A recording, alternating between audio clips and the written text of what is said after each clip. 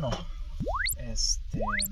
Cada día menos, mucho. Sí. Lo que pasa es que los trayectos... Sí, y aparte los trayectos son un tema para la productividad. O sea, cada trayecto de 20 minutos, media hora... Puedes leer algo, puedes estar haciendo llamadas, puedes estar respondiendo a correos electrónicos, organizando citas por WhatsApp. Como ya la oficina ya lo traes en el celular. Tú que también eres de la Miguel Hidalgo, como yo, y aparte fuiste candidato a jefe nacional por el PRD y luego diputado federal, ¿no? Sí. De Miguel Hidalgo. Conoces bien los problemas, ¿no? O sea, Sí, ¿por qué es tan problemático Polanco?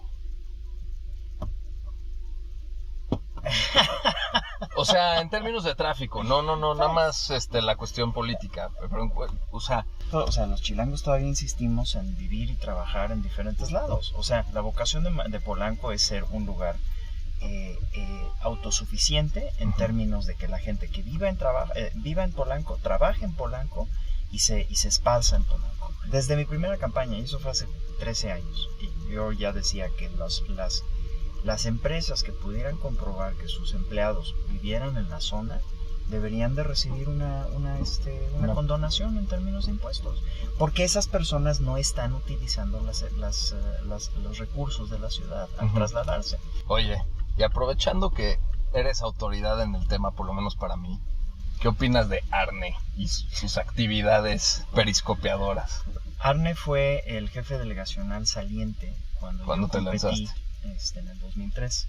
Él salió según nuestras mediciones, salió con un 85% de aprobación. O sea, le fue muy bien. El nivel más alto que yo he visto para un jefe delegacional. Es de una generación de panistas de la Ciudad de México que aprendieron lo peor del PRD. O sea, aprendieron como que había que ser rudos y groseros o sea, toda esa parte... Confrontarse con los ciudadanos. Sí, que todo el tiempo estén en confrontación y demás. Toda esa parte que desde mi punto de vista merma el discurso político, que es un error que comete el partido que me postuló muy a menudo. Por alguna razón, el PAN de esa generación captó esa escuela. Ese estilo. ¿No? Entonces tienes a un grupo de güeritos que se andan peleando por todos lados como si fueran ellos rijosos y demás. Sí. Yo no acabo de entender cuál es la ventaja política. A mí sí no me gusta ese estilo y mucho menos en el PAN. Ahora, pasaste de, estuviste como diputado federal, pero a lo que voy es que de una persona sumamente concentrada en su demarcación y de repente hace poquito, aunque sé que es un tema que llevas mucho tiempo trabajando, brincaste fuertemente a ser el gran salvador de la patria frente a los abusos de Donald Trump y estas actitudes antimexicanas, con un video que se volvió viral, extraordinario, que lo vamos a aparte meter aquí al programa. The Truth About Us. The Truth About Us. Y pues es que la gente lo compartió y le gustó porque todo lo que dices es verídico y real, lo dices conciso, claro, dura poquito el video. Sí, 2 minutos y medio. 2 minutos y medio y dejas todo muy claro. Y está en inglés. Y está en inglés y bueno, hijo de NAFTA, de cierta manera, ¿no? Sí, efectivamente. De hecho, curiosamente, todo lo que acabas de decir es cierto. Mi papá se vuelve embajador de México en Canadá cuando yo tenía 6 años. Entonces, para efectos prácticos, mi primer idioma, por lo menos desde el punto de vista de escolaridad y demás, es el inglés. Vivimos 6 años en Canadá, 4 años en Suiza. Mi papá fue embajador de México en Suiza y luego fue cónsul general en Nueva York. Yo acabé viviendo en Estados Unidos 6 años. Entonces son 16 años en años los más formativos. ¿Sí? De hecho, yo tomé una decisión consciente de regresar a México, a pesar de que la mayoría de las oportunidades profesionales en términos generales estaban en el extranjero, ¿no? Claro. A ver, sí. Punto de partida. Sí. Yo siempre he creído que los mexicanos cometemos un grave error cuando hablamos acerca de México, porque somos fundamentalmente ignorantes acerca de lo que es nuestro país. Entonces, y eso sí lo viví como hijo de embajador. O sea, sí. Porque como estás en el medio, pues, o sea, estás en otro país y en representación de México, te tocan muchos de los vicios del discurso público del mexicano. Sí. Entonces, los mexicanos en general no se dan cuenta del tamaño de México, de la trascendencia de México. Confunden su mexicanidad con el gobierno en turno. Ya. Entonces, de repente empiezan a despotricar acerca de México y en realidad lo que quieren hacer es criticar al gobierno. Claro. Entonces, esa es una cosa que hemos tratado en la fundación de combatir. Yo armé esta fundación, la Fundación Imagen de México, desde la Cámara de Diputados.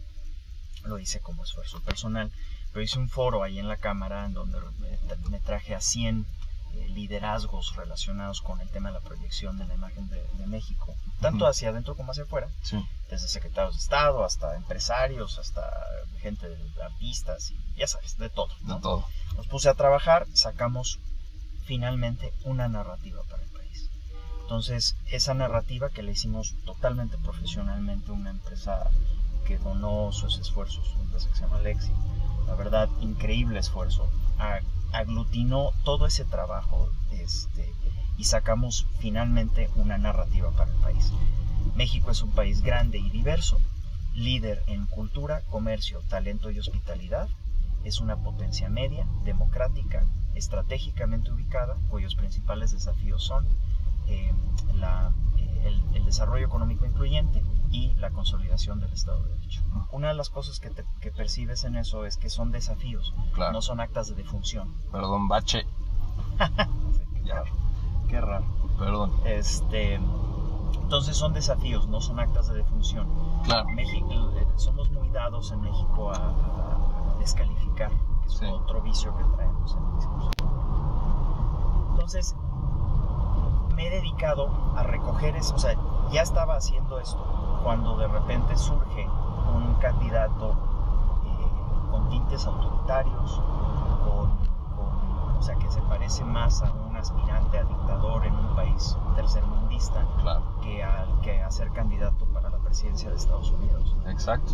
Entonces, y aparte de todo, usa a México, o sea, el odio en contra de los mexicanos lo asusa, pues, ¿no? Lo desarrolla, nos hace ser como los malos de la película y nos usa para llegar a donde ha llegado. México manda lo peor y todos son unos violadores y son unos criminales. Sí, es correcto. Y tú y yo sabemos que esa no es la No, realidad. para nada. Y son aparte, de las personas más trabajadoras. Es absolutamente inaceptable ese vocabulario en general. Exacto. Todos los mexicanos, o sea, como le dije a un empresario que hablaba acerca de la seguridad fronteriza, le di las cifras, ¿no? La frontera más cruzada del mundo, 350 millones de cruces fronterizos a través de 330 puntos a lo largo de una frontera de 3.000 kilómetros. Sí. Dije, a ver, más que cuestionar, lo que deberías de estar haciendo es besando la tierra donde estás, aquí en la Ciudad de México, por la calidad de cooperación que existe, porque hasta estadísticamente debería de haber más problemas en la frontera. La frontera es un milagro, y es un milagro que se cocina todos los días en los esfuerzos que comparten el gobierno mexicano y el gobierno estadounidense. Sí, que es tiene su vida propia, es un monstruo. Es un monstruo, es una maravilla de espacio dinámico y demás, con sus tragedias humanas definitivamente, todas estas personas que fallecen en el desierto y demás, porque se ha hecho más difícil el cruce fronterizo.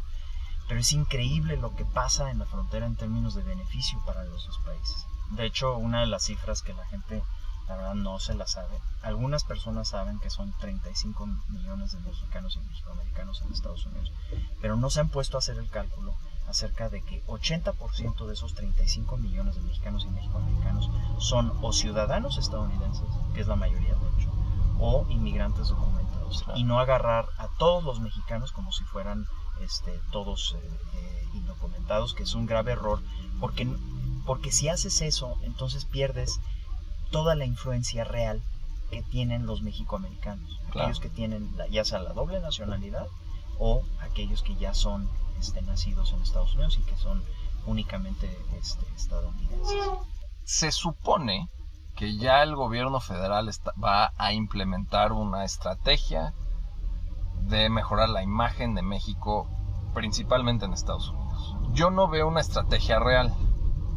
Tú que lo has trabajado mucho y lo llevas pensando desde que fuiste diputado federal y ahorita pues es a lo que te dedicas desde tu fundación, ¿cuál debería ser esta estrategia o cómo deberían de confrontar el tema y si tú crees que lo están haciendo.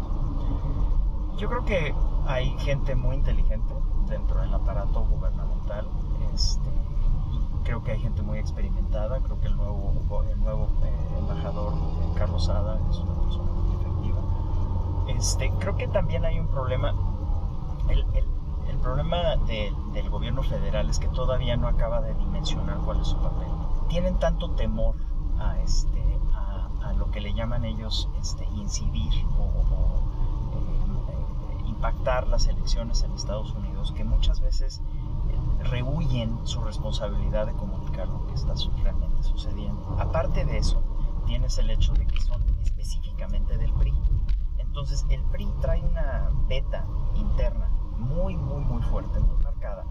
Como a ellos detestan que alguien haga observaciones acerca de cómo gobiernan ellos, o que haya injerencia en los temas internos del país. O sea, lo odian se les ve en la cara cuando hay una observación de algún grupo internacional, ¿no? Por eso se han metido en tantos problemas ahora que ha habido tantas recomendaciones de derechos humanos. Claro. Les puede en serio. Entonces, eso lo proyectan hacia afuera. Claro, no quieren caer en lo mismo. Caer en lo que ellos repudian tan tajantemente.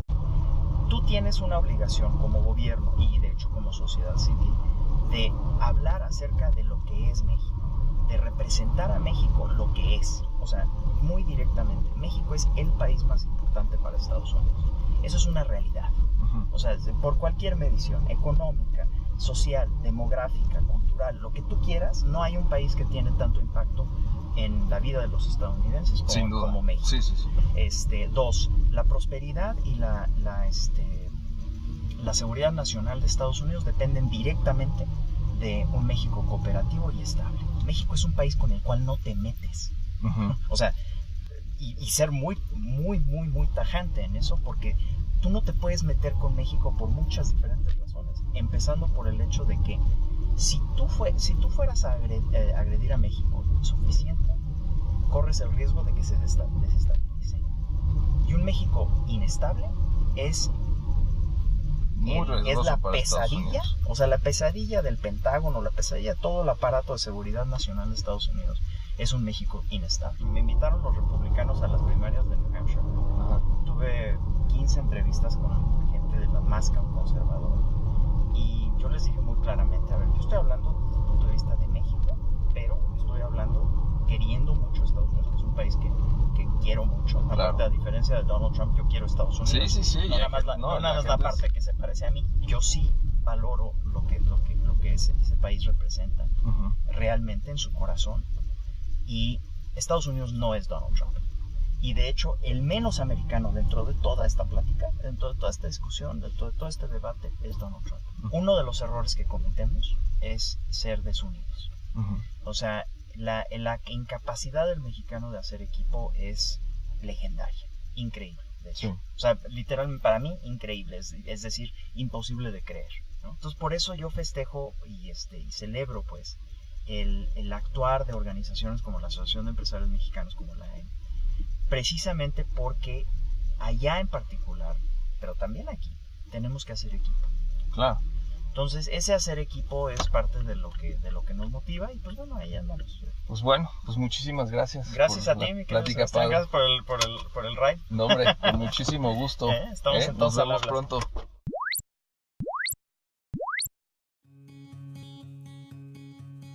Hi, I'm here in Mexico City, the biggest city in our hemisphere, and the capital of the most important country in the world for the United States. You might have noticed that it's not full of cacti and sombreros like way too many Americans believe. Oh, and there's no hail of gunfire around us either. In fact, most of our 2 million square kilometers and our major cities are safer than their counterparts around the world. In the same way, the relationship between Mexico and the United States is nothing like certain politicians would have you believe. First of all, we're not a weak partner. There are 120 million of us with an economy 2/3 the size of Russia's, the 11th largest in the world according to purchasing power parity. Today, unfortunately, America has a lot of enemies. Fortunately, Mexico has your back.